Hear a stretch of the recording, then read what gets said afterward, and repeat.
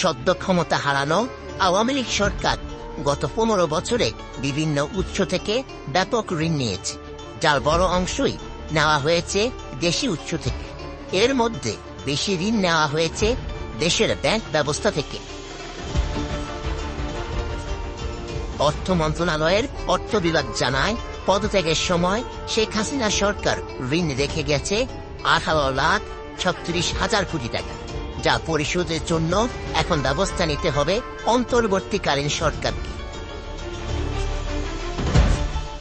গত ডিসেম্বর পর্যন্ত দেশি বিদেশি ঋণের আনুষ্ঠানিকভাবে প্রতিবেদন প্রকাশ করেছে অর্থ বিভাগ। তাতে মোট ঋণ দেখানো হয়েছে 16,59,334 কোটি টাকা। ঋণের হিসাব আনলাগাত করা হয় 3 মাস পর পর। মার্চ ও জুনের হিসাব আরো কিছুদিন পর তৈরি করা হবে। অর্থ বিভাগ ধারণা করছে, চলতি বছরের জুন শেষে দেশি বিদেশি ঋণ দাঁড়াবে 18,36,000 কোটি টাকার মতো। এর মধ্যে দেশি অংশ হবে 10,35,000 কোটি টাকা, আর বিদেশি অংশ হবে 8,01,000 কোটি টাকা। অর্থনৈতিক সম্পর্ক বিভাগ বা ইআরডির তথ্য অনুযায়ী জুন মাস শেষে বিদেশি ঋণের পরিমাণ ছিল 6,790 কোটি মার্কিন ডলার। প্রতি ডলার 118 টাকা দরে হিসাব করলে তা 8,01,000 কোটি টাকায় দাঁড়ায়। গত ডিসেম্বর শেষে বিদেশি ঋণ ছিল 4,05,520 কোটি টাকা। গত ডিসেম্বর পর্যন্ত ঋণের যে স্থিতি ছিল তা দেশের 3টি বাজেটের মোট অর্থ বরাদ্দের সমান।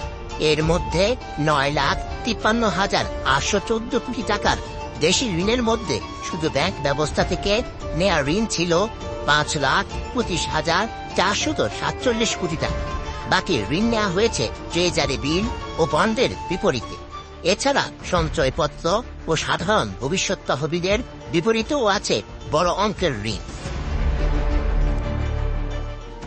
অর্থ বিভাগে তথ্য বিশ্লেষণে দেখা যায়, 2017 সালের ডিসেম্বরেও দেশি ঋণ ছিল 3,20,272 কোটি টাকা।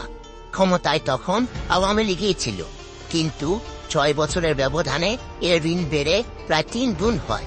2009 সালের 6 জানুয়ারি যখন আওয়ামী লীগ সরকার দায়িত্ব নেয়, তখন দেশি বিদেশি ঋণ ছিল 2,76,830 কোটি টাকা। ওই সময় দেশি ঋণের চেয়ে বিদেশি ঋণ বেশি ছিল, কিন্তু মাত্রই বিদায় নেওয়া সরকারের শেষ দিকে এসে তা উল্টে যায়। এ সময়ে অবশ্য মোট জিডিপির আকারও বাড়ে। বিশ্লেষকরা বলছেন, সাবেক সরকারের যথাযথ ঋণ ব্যবস্থাপনা না থাকায় দেশি উৎস থেকে বেশি পরিমাণে ঋণ নেওয়া হয়েছে। যদিও বৈদেশিক মুদ্রায় বিদেশি ঋণ নেয়াকে সবসময় স্বাগত জানান অর্থনীতিবিদ ও বিশেষজ্ঞরা। গত 15 বছরে অনেক বিদেশি ঋণও নেওয়া হয়েছে, তবে এসব ঋণের বেশিরভাগই নেওয়া হয়েছে দর কষাকষি ও বাছবিচারহীনভাবে, যা সরকারের দায় দেনা পরিস্থিতিতে চাপ বাড়িয়েছে। বেসরকারি গবেষণা প্রতিষ্ঠান সেন্টার ফর পলিসি ডায়ালগ বা সিপিডি মোস্তাফিজুর রহমান বলেন, পদ্মা সেতু নিচের টাকায় করেছি বলে আমরা বড় গলায় কথা বলি, তাও তো করা হয়েছে ঋণ নিয়ে। সামনে আসছে ঋণ পরিশোধের চাপ। এত অপরিকল্পিত ও প্রায় দর কষাকষিহীনভাবে বৈদেশিক মুদ্রায় সাপ্লায়ার্স ক্রেডিট নেওয়া হয়েছে, তাই এখন হারে হারে টের পাওয়া যাবে। 2 বছর পর থেকেই রূপপুর পারমাণবিক বিদ্যুৎ প্রকল্পে সুদ দেওয়া শুরু করতে হবে। এদিকে দেশের অবকাঠামো খাতে উন্নয়নের কথা বললেও বিপুল পরিমাণ বিদেশি ঋণ পরিশোধ করতে গিয়ে কয়েক বছর ধরেই চাপে ছিল আওয়ামী লীগের সরকার। এই চাপ শুরু হয় এমন সময়ে যখন দেশে দীর্ঘদিন ধরে বৈদেশিক মুদ্রার সংকট চলছে। বিদেশি ঋণ পরিশোধের জন্য অতিরিক্ত অর্থ ব্যয়ের কারণে রিজার্ভের পাশাপাশি বাজেটও বাড়তি চাপ তৈরি হয়েছে। নতুন সরকার দায়িত্ব এসে অবশ্য বিদেশি ঋণ নেয়ার ক্ষেত্রে কর্মকর্তাদের সতর্কতা অবলম্বনের পরামর্শ দিয়েছে। এই নিয়ে গত 14 আগস্ট ইআরডি কর্মকর্তাদের সঙ্গে বৈঠক করেন অর্থ উপদেষ্টা সালেহ উদ্দিন আক।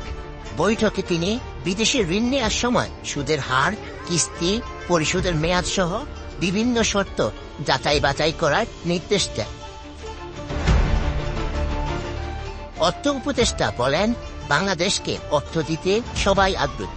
ইআরডি কর্মকর্তাদের বলেছি তা যেন যাচাই বাছাই করে নেওয়া হয়, কারণ ঢালাও ঋণ নিয়ে আফ্রিকার অনেক দেশের করুণ পরিণতি আমরা দেখেছি।